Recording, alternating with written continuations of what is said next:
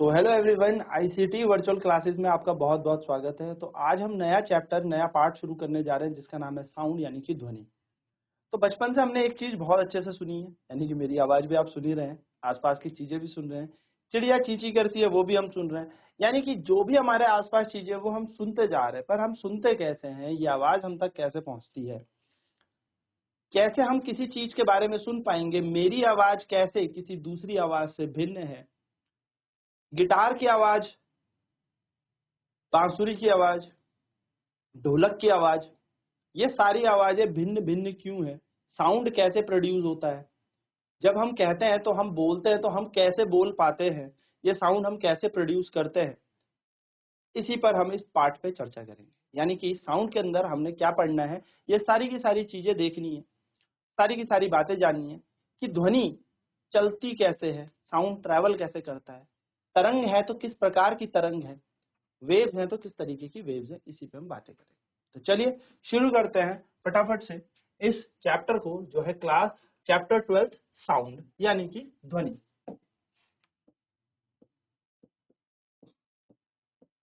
ठीक है, तो चलिए सबसे पहले बात करते हैं। Every day we hear sound from various sources like humans, birds, bells, machines, vehicles, televisions, radios etcetera. हम रोज जो है साउंड सुनते ही जाते हैं, अलग अलग जगह से हमें साउंड सुनाई देता है। जैसे ह्यूमंस, हम लोग मनुष्य हो गए, हम लोग साउंड निकालते हैं, ध्वनि निकालते हैं, है ना। मैं बोल रहा हूं तो आपको ध्वनि, आप मेरी ध्वनि आप सुन पा रहे हैं, मेरी आवाज आप सुन पा रहे हैं। बर्ड्स, घंटी बजती है, हमारी स्कूल की छुट्टी होती है तो जो घंटी बजती है, इंटरवल की घंटी बजती है ना। तो इसकी जो घंटी बजती है वो हमें कैसे सुनाई देती है, ये साउंड प्रोड्यूस करती है। मशीन्स, व्हीकल्स, टेलीविजन, रेडियोस, इन सब से हमें क्या सुनाई देता है, साउंड सुनाई देता है, यानी कि ध्वनि सुनाई देती है। तो साउंड है क्या, सबसे पहले सवाल उठता है ये कि सर ध्वनि क्या है, ध्वनि होती क्या चीज है, साउंड होता क्या है। हमें ये तो पता है, चलो सर साउंड साउंड बचपन से सुना है, साउंड बॉक्स, बहुत तेज साउंड था, बहुत कम साउंड था, आवाज बहुत तेज है, आवाज बहुत कम है, पर साउंड होता क्या है। तो आपके लिए साउंड, एक छोटी सी बात याद रखनी है, क्योंकि कई बार डेफिनेशन आपसे पूछी जाएगी एग्जाम में, परिभाषा पूछी जाएगी, या कोई आपसे पूछ ले साउंड होता क्या है, ध्वनि क्या होती है, तो आपके पास इसका जवाब ये होना चाहिए कि ध्वनि एक प्रकार की ऊर्जा होती है जिसके कारण हम सुन पाते हैं। Sound is a form of energy which enables us to hear the sound or things whatever around us. तो हम कह सकते हैं कि साउंड क्या है, एक एनर्जी है, ध्वनि एक ऊर्जा है। Sound is a form of energy which produces a sensation of hearing in our ears। यानी कि ध्वनि एक प्रकार की ऊर्जा है जो हमारे कानों में हमें सुनने में मदद करती है। बस, हमारे कान है और कान क्या करते हैं, सुनने में, उस ध्वनि को सुनने में हमारी मदद करते हैं। तो चलिए फटाफट से पहले लिखेंगे क्वेश्चन, व्हाट इज साउंड। तो आपको पता होना चाहिए sound is the form of energy. हम लिखेंगे यहाँ पे साउंड क्या होता है, ध्वनि क्या होता है। तो sound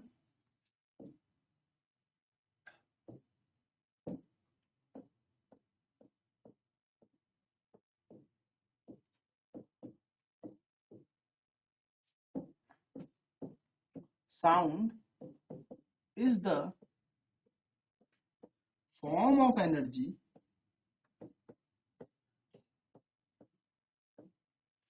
sound is the form of energy which enables us to hear, जो हमें सुनने में मदद करता है, सुन पाते हैं हम साउंड से। क्या है, ध्वनि एक प्रकार की ऊर्जा होती है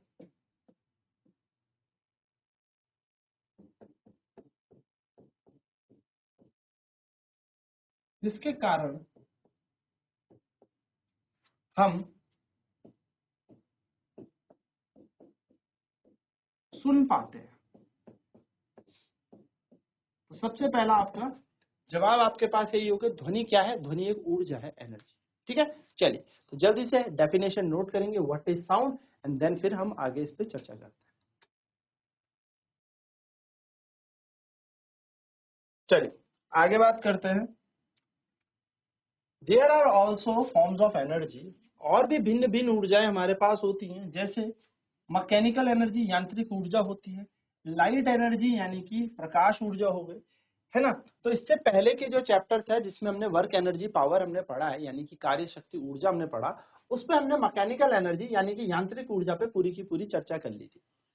यांत्रिक ऊर्जा किससे बनती है? गतिज ऊर्जा और स्थैतिक ऊर्जा का योग से बनती है, यानी कि the sum of potential and kinetic energy gives us mechanical energy. ये बात हमें पता है ना। बात करते हैं इस चैप्टर में, हम बात करने वाले हैं, पिछले चैप्टर में हमने कंजर्वेशन ऑफ एनर्जी, ऊर्जा संरक्षण के बारे में भी बात की थी। फिर हमने ये भी देखा था कि ना हम ऊर्जा को बना सकते हैं ना मिटा सकते हैं, यानी कि ना तो एनर्जी को क्रिएट किया जा सकता है ना ही डिस्ट्रॉय किया जा सकता है, बस one form to another form को क्या किया जा सकता है?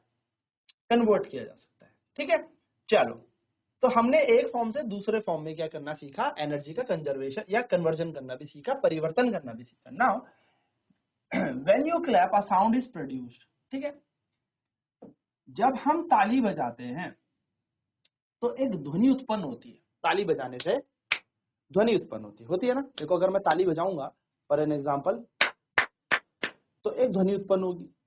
तो ये ध्वनि उत्पन्न कैसे हुई? जब हमने ताली बजाई। Can you produce sound without utilizing your energy? बिना अपनी ऊर्जा लगाए क्या आप ध्वनि उत्पन्न कर सकते हो? लगाओ दिमाग। आप बोलोगे तो आपको ध्वनि उत्पन्न करनी है, यानी कि आपको एनर्जी देनी पड़ेगी। आप ताली बजाओगे तो भी आपको क्या करनी पड़ेगी? अपनी एनर्जी यूटिलाइज करनी पड़ेगी। ठीक है, तो यहां पर सवाल आता है, which form of energy did you use to produce sound? आप कौन सी ऊर्जा लगाएंगे जिससे आप साउंड प्रोड्यूस करेंगे? तो इस चैप्टर में हम यही पढ़ने वाले हैं, सारी की सारी चीजें, कि कैसे जो है साउंड प्रोड्यूस होता है, कैसे किसी माध्यम के तौर पे ध्वनि एक जगह से दूसरी जगह जाती है, और कैसे हमारे कान इसे सुन पाते हैं।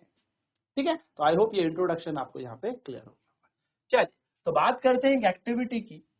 Take a tuning fork and set it vibrating by striking its prong on a rubber pad. आपने क्या किया? एक ट्यूनिंग फॉर्क ली और इस ट्यूनिंग फॉर्क को रख दिया। ट्यूनिंग फॉर्क कुछ नहीं होता, एक झुंझुना टाइप का होता है, ठीक है, और कुछ नहीं है। ठीक है, एक यू शेप होती है, इस पे मारोगे तो झुन बजने लग जाएगा, जस्ट लाइक एक चिमटा, इमेजिन कर सकते हो। ठीक है, तो ट्यूनिंग फॉर्क इसी तरीके से झुंझुना टाइप का होता है, जो हम बच्चों के खेलने के लिए देते हैं ना, झुंझुना टाइप, वही झुंझुना होता है। ठीक है, अब हमने क्या किया? Bring it near your ear. आपने क्या किया? Take a tuning fork, set it vibrating by striking it prongs. जैसे उसके प्रोंग्स पे मारा आपने और उसको अपने कान के पास लेके आए, तो आपको कोई आवाज सुनाई देगी? बिल्कुल। सो आपने क्या किया? तुरंत उसका ट्यूनिंग फॉर्क का एक प्रोंग पकड़ लिया। ठीक, अब आपको क्या एक्सपीरियंस होगा? इसका एक उदाहरण देता हूँ, बहुत ही छोटा एग्जाम्पल। आप एक कटोरी लेना घर में और एक चम्मच लेना, ठीक, और उस कटोरी पे हल्के से उस चम्मच से पीछे, कटोरी के पीछे बीट मारना, टिन, तो कटोरी बजेगी टिन। ठीक है, क्या करना है? चम्मच पकड़ना, उस कटोरी पे मारना टिन, तो टिन करके आवाज आएगी। ठीक है, अब क्या करना? थोड़ी देर में मारना और उसको एकदम से हाथ पकड़ देना, आवाज एकदम बंद हो जाएगी। यानी कि क्या समझ में आया? समझ में ये आया कि जब आपने उस ट्यूनिंग फॉर्क पे मारा, जब आपने उस कटोरी पे मारा, तो कटोरी के अंदर वाइब्रेशंस हुई, कंपन होना शुरू हुआ, और जब कंपन हुआ तो साउंड आया। जैसे ही आपने दूसरे केस में हाथ उसके ऊपर रख दिया था, वो कंपन बंद हो गया, और जब वो कंपन बंद हो गया तो साउंड भी बंद। यानी कि साउंड प्रोड्यूस बाय वाइब्रेशन। तो अगला सवाल यही है कि हाउ साउंड इज प्रोड्यूस्ड। तो पहली चीज समझ में आई कि sound is the form of energy which enables us to hear, यानी कि ध्वनि एक प्रकार की ऊर्जा है जिसके कारण हम सुन पाते हैं। अब अगला सवाल मेरा है कि how sound is produced, how sound is produced. ध्वनि कैसे उत्पन्न होती है? तो आपका आंसर होगा, sound is produced by, sound is being produced by, but sound is produced by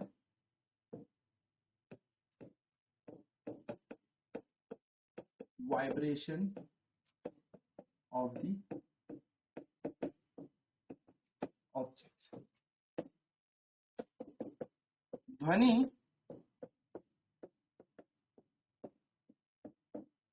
वस्तुओं के कंपन से उत्पन्न होती है। तो जब कंपन होगी यानी कि जब वाइब्रेशन होगी तो साउंड आएगा। इसका एक छोटा सा उदाहरण मैं आपको और दे सकता हूँ, एकदम फील करा सकता हूँ कि कंपन से ही होगा। आप अपना हाथ रखें और अपने गले में रख दें और कुछ भी बोले, अपना नाम बोले, मम्मी का नाम बोले, पापा का बोले या ओम बोलना शुरू कर दे, तो आपके हाथ में ना वाइब्रेशन फील होगी। देखो यहाँ पे रखो तो ऐसा लगेगा आपके हाथ में झुन वाइब्रेशन फील होगी। वाइब्रेशन कुछ नहीं होती, वाइब्रेशन वैसे ही समझ लो जैसे भूकंप आता है ना, तो हल्की सी वाइब्रेशन होती है, वही वाइब्रेशन होती है। वाइब्रेशन से आप बहुत अच्छे से अगर मेल करना चाहते हैं वाइब्रेशन के साथ, तो आप मेल कर सकते हैं वाइब्रेशन के साथ। कैसे? अगर मतलब फील करना है वाइब्रेशन को, तो आपके मोबाइल में भी वाइब्रेशन मोड होता है। वाइब्रेशन जो सी होती है वाइब्रेट होना, यानी कि एक जगह पर पार्टिकल क्या करता है, मूव करता है, टू एंड फ्रो, आगे पीछे पार्टिकल का मूव करना। जैसे ये है तो ये अपनी पोजीशन में आगे गया, वापिस आया, पीछे गया, फिर वापिस आया, फिर पीछे गया, फिर वापिस आया। दिस इज समथिंग वाइब्रेशन, ये वाइब्रेशन है। टू एंड फ्रो मूव करना, एक कण का आगे पीछे अपनी ही पोजीशन से मूव करना, इसको हम वाइब्रेशन कहते हैं।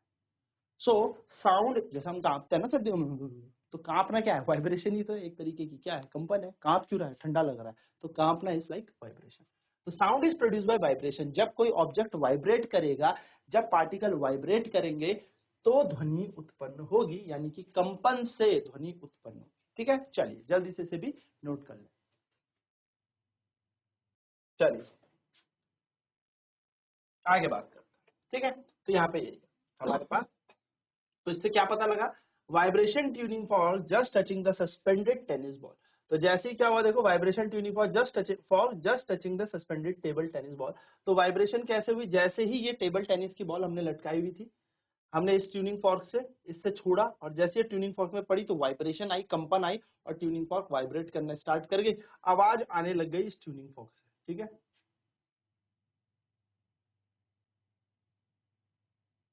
नेक्स्ट देखो यहाँ पे भी ऐसे रखा है, इस ग्लास के अंदर क्या रखा है, देखो पानी भरा है, तो एक्टिविटी दूसरी है। फिल अ बीकर और a glass up to the brim, brim मतलब एकदम भर देना ऊपर तक। Gently touch the water surface with one of the prong, और हल्के से क्या कर देना, देखो ब्रिम बोलते हैं, एकदम ऊपर तक पानी भर दिया, ठीक है, अप टू द ब्रिम।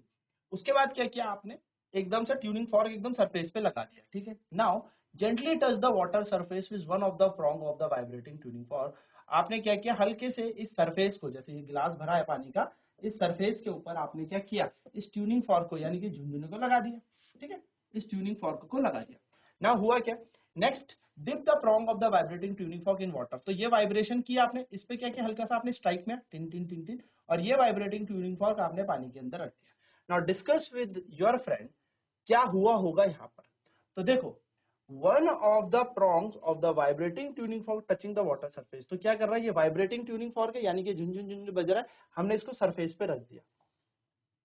तो क्या देखने को मिला, जब हमने देखो इस चीज को, वाइब्रेटिंग ट्यूनिंग फॉर्क को ऐसे डिप कर दिया इस वाटर के अंदर, तो इस एक्टिविटी से ये पता लगेगा कि इसके अंदर क्या बनने लगेंगी, वाइब्रेशंस बनने लगेंगी, वेव्स बनने लगेंगी। तो यही यहाँ पे लिखा है, from the above activities we conclude that sound can not produce without vibration. यानी कि यहाँ से ये पता लगता है कि साउंड जो होगा वो प्रोड्यूस वहीं होगा जहां कंपन होगी, यानी कि ध्वनि हमेशा तभी उत्पन्न होती है जब कंपन होती है। जब भी वाइब्रेशन होगी तो साउंड प्रोड्यूस होगा, ये इस एक्टिविटी से पता लगता है। तो in the above activities we have produce sound by striking the tuning fork. जैसे ही हमने स्ट्राइक किया ट्यूनिंग फॉर्क को, साउंड प्रोड्यूस हुआ। हम इसको भी प्रोड्यूस कर सकते थे by plucking, scratching, rubbing, blowing, shaking of different object. जरूरी नहीं है आपको किसी चीज को बीट करके ही होगा, आप किसी चीज को स्क्रैच करना शुरू कर दे। जैसे क्या करते हैं आप लोग, दूध की मलाई पतीले पे लगी हुई होती है, और उस मलाई को किससे निकालते हैं, हम चम्मच से निकालते हैं। तो खरोच के जब हम उसे निकाल रहे होते हैं तो भी साउंड प्रोड्यूस होता है ना। आप फिजिक्स जब भी पढ़ते हैं ना, अपने आसपास की चीजों को इमेजिन करें तो आपको बहुत आसानी हो जाएगी समझने में। ठीक है, तो आप जब किसी चीज को स्क्रैच करेंगे तो भी साउंड प्रोड्यूस होगा। प्लगिंग करेंगे, गिटार की स्ट्रिंग होती है ना, गिटार नहीं है किसी के पास, या गिटार मतलब बजाया नहीं है कभी, तो कुछ नहीं करना है, एक रबड़ पकड़ना है, दांत से ऐसे खींचना, रबड़ रबड़ वो नहीं होता, वो दही की पैकेट में बांधने वाला, खींचना शुरू कर देना, टन टन टन टन जिन बजने लगेगा। क्यों? क्योंकि प्लग जब आप किसी चीज को करोगे तो क्या आएगी? साउंड प्रोड्यूस होगी। नेक्स्ट, रबिंग, किसी चीज को रगड़ने से, जैसे कि आप गुब्बारे को अपने उस पर रगड़ते हैं शरीर पे, या फिर आप क्या करो अपने हाथ ही रगड़ो तो देखो साउंड आएगा, आ रहा होगा ना साउंड। तो बेसिकली साउंड किससे आता है? रब करने से भी साउंड आता है। ठीक है। ब्लोइंग, किसी चीज पे फूंक मार के सीटी बजाते हैं, है ना, तो सीटी ब्लोइंग होती है। या शेकिंग डिफरेंट ऑब्जेक्ट, किसी चीज को क्या करके? शेक करके, जैसे एक पेड़ की झाड़ है उसको बहुत तेजी से हिलाने लग जाओ, शेक करने लग जाओ। कपड़े जब हम शेक करते हैं तो उनसे आवाज आती है ना। तो ये सारी चीजों से साउंड प्रोड्यूस होता है। ठीक है, चलो जल्दी से नोट करेंगे कि साउंड सिर्फ इन्हीं से प्रोड्यूस होता है? नहीं, साउंड डिफरेंट डिफरेंट चीजों से भी प्रोड्यूस किया जा सकता है। बट मुद्दा एक ही है, टारगेट एक ही है, एम एक ही है। कुछ भी करना है, कुछ भी करो, ब्लोइंग करो, स्क्रैचिंग करो, प्लगिंग करो, whatever you want to do you can, but produce vibration. Vibration आनी चाहिए, कंपन आनी चाहिए। कंपन आएगी तो डेफिनेटली साउंड आएगा। अगर वाइब्रेशन आएगी तो साउंड आएगा, वाइब्रेशन नहीं तो साउंड भी नहीं। ठीक है, चलिए नोट करते हैं फिर आगे बढ़ते हैं। अब आगे बात करते हैं तो वाइब्रेशन क्या होती है। तो वाइब्रेशन का मतलब होता है एक काइंड का rapid to and fro. To and fro का मतलब होता है, जैसे मैंने बताया, आगे पीछे मोशन होना। ठीक है, तो रैपिड, जैसे आप झूला झूलते हैं ना, झूला वो स्विंग वाला झूला, कि आप आगे गए फिर आप पीछे आए, फिर आप आगे गए फिर पीछे आए, तो वो जो स्विंग वाला झूला होता है उस झूले को भी आप बोल सकते हो कि एक वाइब्रेशन हो रही है। ठीक है, तो मोशन ऑफ एन ऑब्जेक्ट। तो वाइब्रेशन क्या होता है, फटाफट से यहाँ पे लिख लें कि रैपिड मोशन होता है टू एंड फ्रो। टू का मतलब हो गया आगे, एंड फ्रो का मतलब हो जाता है पीछे। तो आगे पीछे जो एक पॉइंट से, एक मीन पोजीशन से आगे पीछे आगे पीछे आगे पीछे, अगर इस तरीके से कोई मोशन हो, that is something known as vibration. यानी कि इसको हम समथिंग क्या कह सकते हैं? कंपन कह सकते हैं, इसी को हम कंपन कहते हैं। ठीक है, चलिए जल्दी से इसे नोट करेंगे। नेक्स्ट यहाँ पे कह रहा है the human voice is produce, जो हम है, मनुष्य है, वो मनुष्य कैसे ध्वनि उत्पन्न करता है? तो मनुष्य जो उत्पन्न करता है ध्वनि, वो करता है the sound of human voice is produce due to the vibration in the vocal cord. हमारे गले में एक्चुअली वोकल कॉर्ड लार्निक्स होती हैं, तो वो बेसिकली वाइब्रेट करती हैं। तो हमारे गले में बेसिकली वोकल कॉर्ड्स कहते हैं। वोकल कॉर्ड वाइब्रेट करेगा एंड साउंड प्रोड्यूस होगी। ठीक है, सो वोकल कॉर्ड से हम क्या कर सकते हैं? साउंड प्रोड्यूस कर सकते हैं। जब एक बर्ड फ्लैप करती है उसके विंग्स को, यानी जब कोई चिड़िया अपने पंखों को फ्लैप करेगी, फ्लैप का मतलब पंखों को फड़फड़ाएगी। ठीक है, तो जब पंखों को फड़फड़ाएगी तो क्या होता है? साउंड प्रोड्यूस होती है। ठीक है, चलिए तो जल्दी यहाँ तक नोट करेंगे, बेसिकली ह्यूमन वॉइस तक तो नोट ही करें, वोकल कॉर्ड यहाँ तक।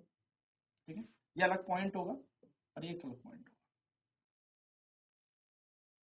चल, तो कहने का मतलब बस यही है कि साउंड तभी प्रोड्यूस होगा जब बेसिकली क्या होगी? वाइब्रेशन होगी। स्ट्रेच रबर बैंड, अगर आप एक रबर बैंड को स्ट्रेच करोगे, जैसे मैं अभी आपको कह रहा था कि रबर को आप खींचोगे, प्लग्ड वाइब्रेशन, तो स्ट्रेच रबर बैंड को जब प्लग करोगे तो उससे वाइब्रेशन आएगी and produces sound. If you have never done this, that do it and observe the vibration of stretch. अगर आपने कभी भी रबर बैंड को ऐसे नहीं पकड़ा, या फिर मुंह में पकड़ना एक कोने से, फिर क्योंकि एक हाथ फ्री होगा, और आराम से, या एक अपने फ्रेंड को देना, एक खुद पकड़ना, छोड़ना मत, उसे लग जाएगी, पकड़ के दोनों खींचना एंड उसे वाइब्रेट करना शुरू करना। वाइब्रेशन से साउंड प्रोड्यूस होगी, इससे पता लग जाएगा कि वाइब्रेशन प्रोड्यूस साउंड। ठीक है, तो एक एग्जांपल आप ये दे सकते हो अपने डे टू डे लाइफ का, कि स्ट्रेच रबर बैंड, यानी कि जब आपने एक रबर बैंड को खींचा हुआ होगा तो इट प्रोड्यूसेस साउंड। तो यहाँ पे इसको नोट करेंगे, plucked vibration and produce sound. ठीक है, जल्दी से इसे यहाँ पर नोट करें। एक स्ट्रेच रबर बैंड जब आप प्लग करेंगे तो क्या करता है? साउंड प्रोड्यूस करता है।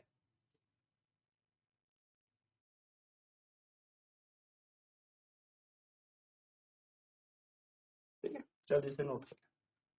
तो बेसिकली साउंड कैसे प्रोड्यूस होता है ये हमने जान लिया। तो साउंड प्रोड्यूस होता है वाइब्रेशन। तो वाइब्रेशन का मतलब क्या होता है? वाइब्रेशन यानी कि बात करें कंपन की, तो कंपन कुछ नहीं होता, टू एंड फ्रो मोशन होता है ना, to and fro motion of an object या पार्टिकल,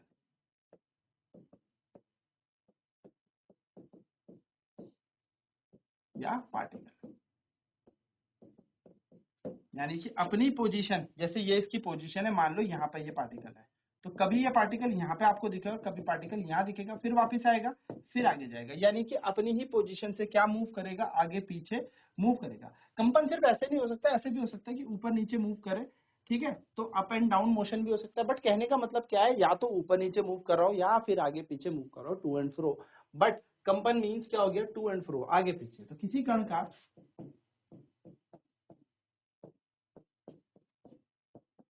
अपने स्थान से आगे पीछे